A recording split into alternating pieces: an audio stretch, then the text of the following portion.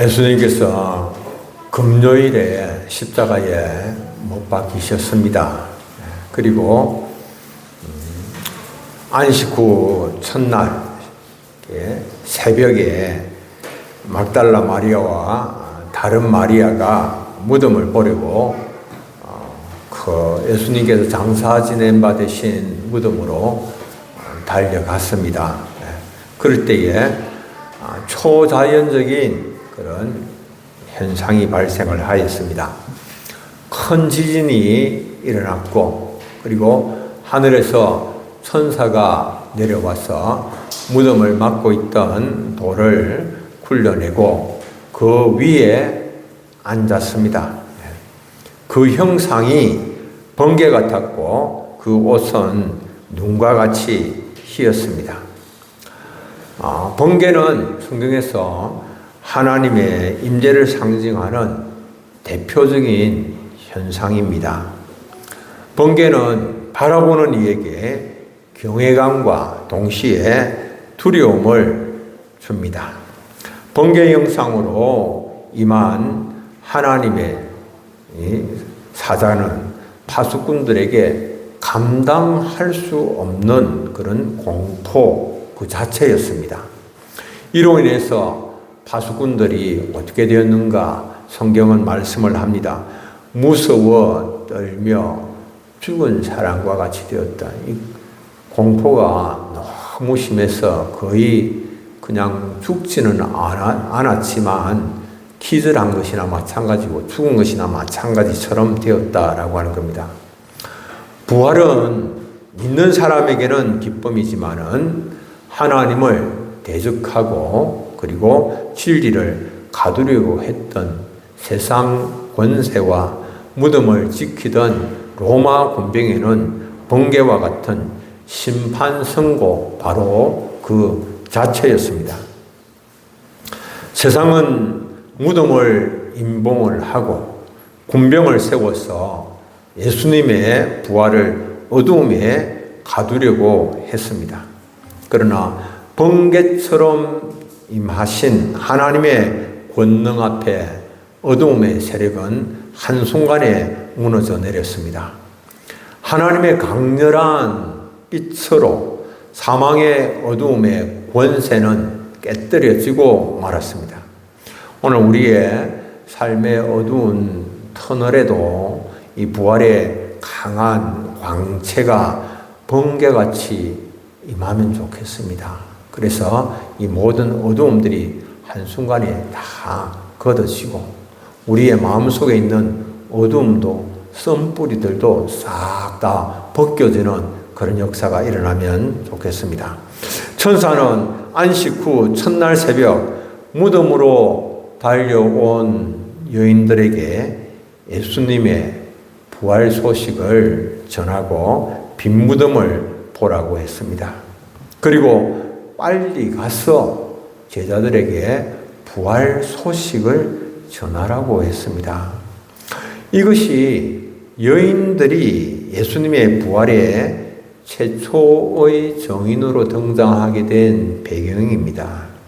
당시 여성은 법적으로 정인 자격이 없었습니다. 예수님의 부활이 지어낸 이야기라고 한다면 신뢰도 높은 남성을 정인으로 내세웠겠지요. 그럼에도 성경이 마리아와 다른 마리아, 막달라 마리아와 다른 마리아를 첫 목격자로 이렇게 기록하고 있는 것은 오히려 이 부활 사건이 역사적 진실임을 말씀을 하고 있는 것이죠. 하나님은 당대의 통념을 넘어서 사회적 지위가 연약한 여인들을 부활의 첫 정인으로 삼으셨습니다. 부활하신 주님은 첫 번째로 말씀하신 대로 부활하셨습니다. 말씀하신 대로 예수님은 말씀하신 대로 부활하셨습니다. 그러니까 결코 부활이 우연한 돌발적인 사건이 아니다라고 하는 것이죠. 철저하게 부활은 약속의 말씀의 성취입니다. 예수님은 공생애 중에 최소 3차례 이상 자신의 고난과 부활에 대하여서 예고를 하셨습니다. 마태복음에만 해도 3번 나옵니다. 맨 처음에 보면 마태복음 16장 21절에 이런 말씀이 있어요. 이때로부터 예수 그리스도께서 자기가 예루살렘에 올라가 장로들과 대제사장들과 서기관들에게 많은 고난을 받고 죽임을 당하고 제3일 만에 살아나야 할 것을 제자들에게 비로소 나타내시니, 예수님 고난받고 죽임당하시고 그리고 사흘 만에 살아나시게 될 것을 말씀을 하셨습니다. 그러니까 이것은 예수님이 단순히 그 비극적인 죽음, 맞지 않을 수가 없었던 것이 아니고 예수님께서 자원하셔서 하나님의 아들로서 말씀대로 자원하셔서 스스로 죽으시고 부활하신 것을 뜻합니다. 어떤 가난한 사람이 큰 공경에 처했을 때에 한 부자가 수표 한 장을 건넸습니다. 그러면서 말을 합니다. 지금은 이 종이가 너무 아무 가치가 없는 것처럼 보이겠지만은 며칠 뒤에 지정된 날짜에 은행에 가지고 가보세요. 내가 약속한 대로 당신의 모든 빚을 갚아줄 금액이 들어있을 것이요. 그렇게 말했습니다. 이런 수표를 선일자 수표라고 부릅니다.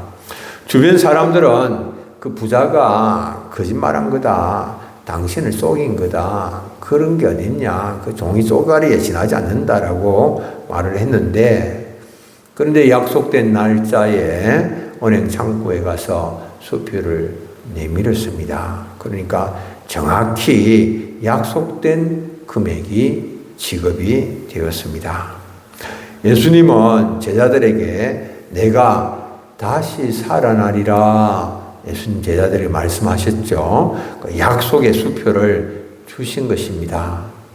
십자가 사건 때에 이제 예수님이 죽으시니까 이게 다시 살아난다라고 하는 이런 말들은 다 휴지 조각처럼 다 지켜질 수 없는 것처럼 그렇게 보였을지 모릅니다. 그러나 부활의 아침에 하나님은 그 수표에 찍힌 예수님의 약속이 진실임을 부활이라고 하는 도장으로 확정을 하신 것입니다.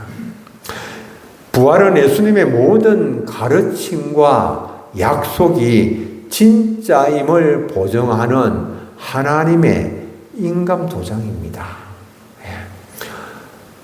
예수님께서 부활하셨다면 예수님께서 약속하신 재림과 새하늘과 새 땅도 역시 다 말씀하신 대로 이루어지는 겁니다. 그래서 예수님의 부활을 믿는 사람은 부활신앙과 함께 재림신앙으로도 무장하여서 살아가야 되는 겁니다. 예수님께서 다시 오실 뿐만 아니라 또 예수님께서 우리를 위하여 새하늘과 새 땅을 준비하시고 그곳에서 영원히 살게 하신다라고 하는 이 재림신앙과 새하늘과 새 땅에 대한 신앙도 여러분들 분명하게 마음에 딱 가지시고 살아가시길 바랍니다. 두 번째로 부활하신 주님은 길 위에서 만나 주시는 분이십니다. 말씀하신 대로 살아나신 예수님의 부활을 전한 천사는 여인들에게 빈 무덤을 확인시켜 주었습니다. 와서 그 누우셨던 것을 보라고 했습니다. 여인들을 빈 무덤 안으로 초대를 한 겁니다. 그리고 그들의 눈으로 직접 빈 무덤을 보고 확인하게 하였습니다. 이들은 제자들에게 가서 예수님의 부활을 증언을 해야 됩니다. 그런데 증언은 그냥 자신이 들은 말만 해서는 안 되는 거죠. 자신의 느낌을 전해서는 안 되는 거죠. 자신이 직접 보고 경험한 것을 전해야 됩니다. 이것이 정인의 가장 중요한 조건입니다. 정인은 들은 이야기를 전하는 사람이 아니라 자신이 직접 보고 경험한 것을 말하는 사람이지요. 하나님은 우리를 정인으로 세우셨기 때문에 우리를 그래서 만나 주시는 것입니다.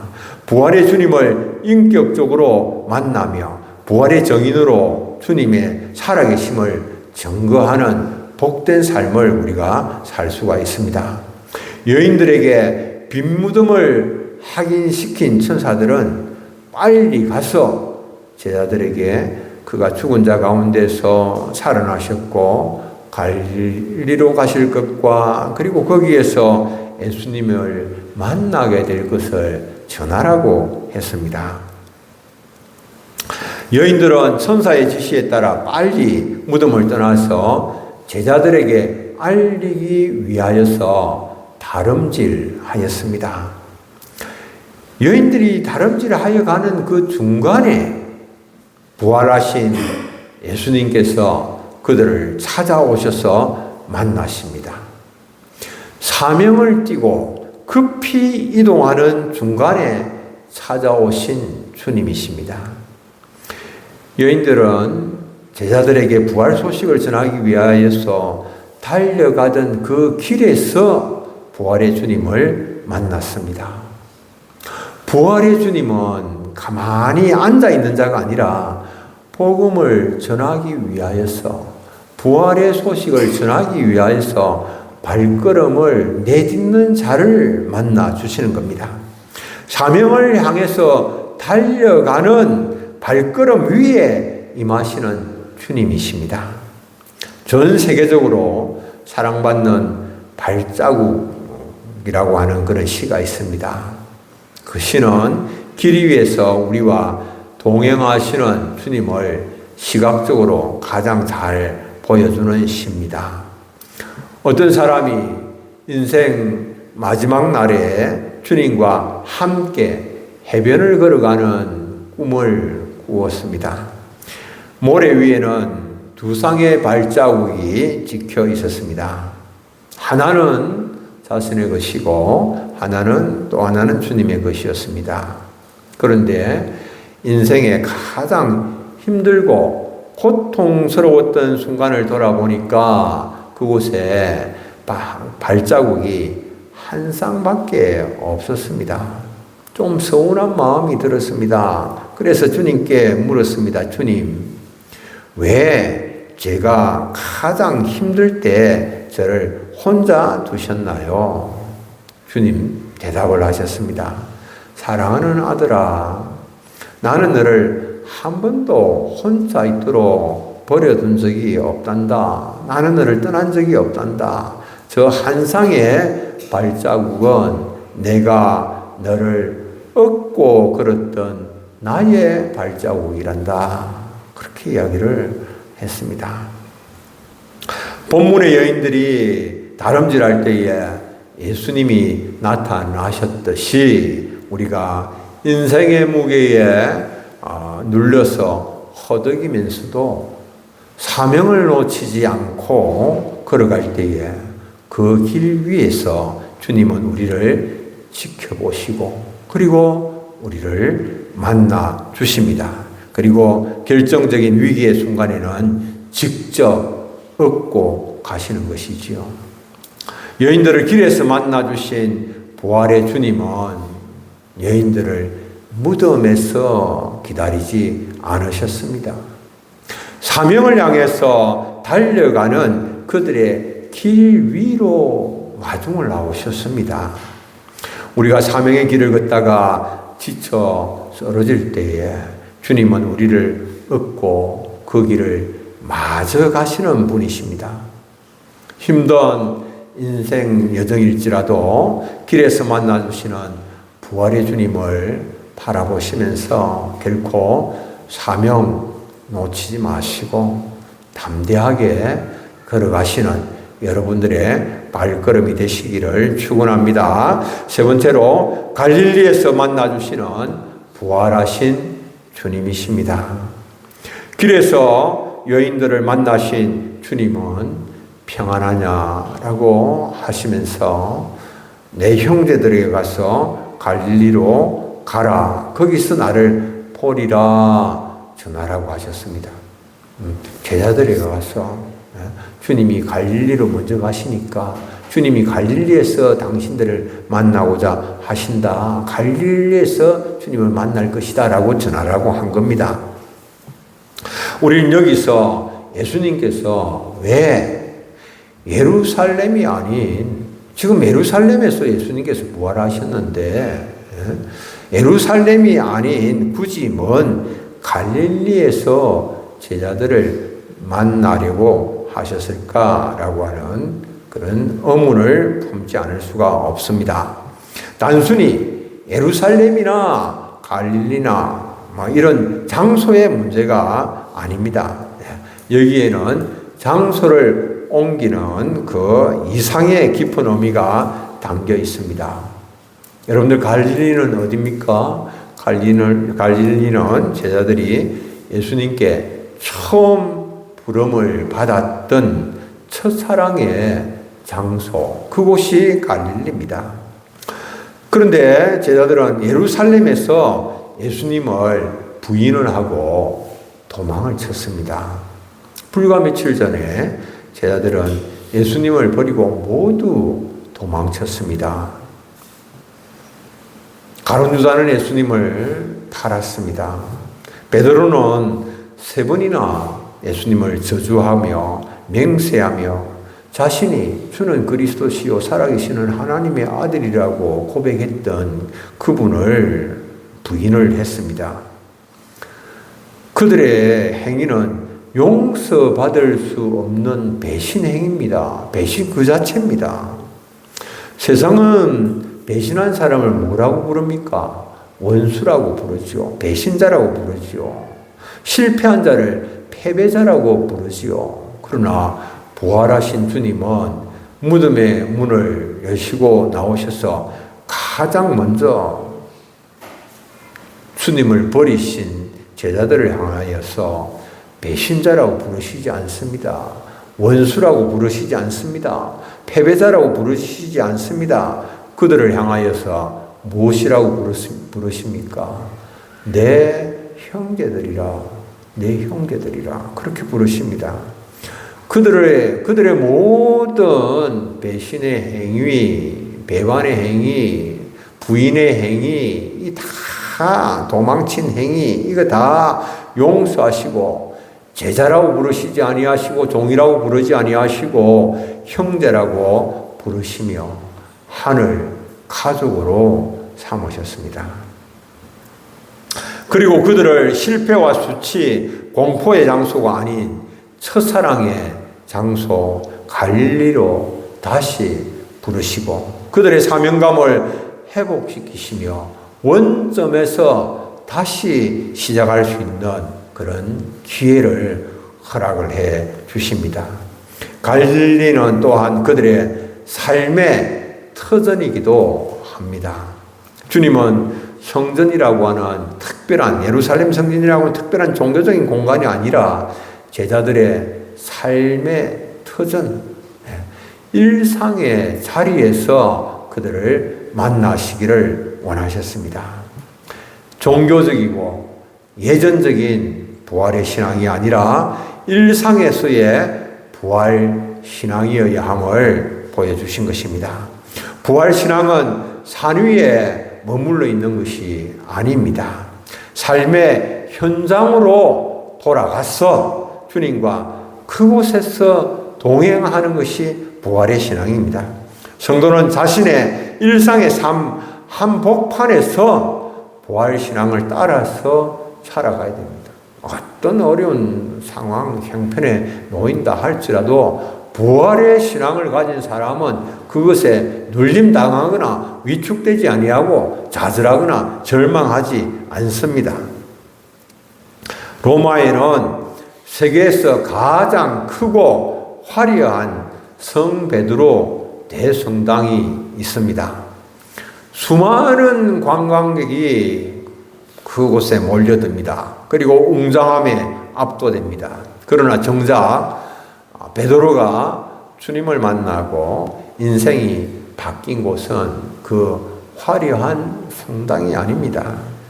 비린내 나고 땀냄새 가득한 갈릴리의 작은 고기잡이 배 위에서 그가 변화되었습니다. 부활의 능력은 금으로 치장된 성상이나 거대한 건물 속에 갇혀 있지 않습니다. 오히려 우리가 정말 우리의 삶을 위하여 치열하게 분투하는 바로 그 삶의 현장, 직장, 그리고 가사노동하는 그 집안, 그리고 여러 가지 우리가 거친 일들, 힘든 일들을 감당해야 하는 그런 현장, 갈릴리 같은 그런 현장에서 주님은 우리를 만나고자 하시는 것입니다. 부활하신 주님은 갈릴리에서 나를 보리라고 하셨습니다. 주님은 갈릴리에서 우리를 기다리고 계십니다. 여러분들 기억을 하셔야 됩니다. 우리의 갈릴리는 어디인가? 나의 갈릴리는 어디입니까? 내가 넘어지고 자주 깨어지는 바로 그 삶의 현장입니다. 자주 내가 또 실패하고 또 넘어지는 바로 그 현장입니다. 반복되는 일상에 지쳐서 실망하고 포기하며 돌아서는 바로 그곳에서 주님께서 우리를 만나 주시고자 하십니다. 그 자리가 바로 주님께서 내가 너희를 만나겠다라고 약속하신 장소입니다. 우리가 예배하는 그것뿐만 아니라 삶의 현장에서 부활의 주님을 만나고 부활의 주님을 전하고 그리고 우리가 많은 우리의 이웃들에게 위로와 격려와 축복을 흘러보내고 주님의 평안을 나누는 복된 삶을 사시는 우리 사랑하는 성도님들 다 되시길 바랍니다. 우리 찬송 한 장 함께 부르겠습니다.